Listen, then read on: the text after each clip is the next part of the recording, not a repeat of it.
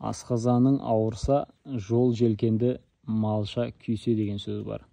Жол желкен деген мынау орысшасы подорожник. Бұл асқазан жарасына өте пайдалы өсімдік.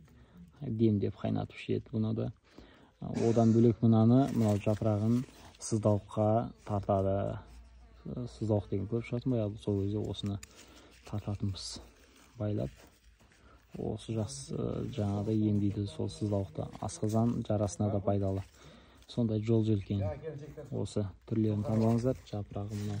Мынаны кемес мынау немен көгеді, кәрі қызға лапут көгеді. Мынау. Жандағы миятат. Иістері күшті. Мынау беде. Солай. Мынау шашыратқа деген. Біздің үйде толып қапты ғой.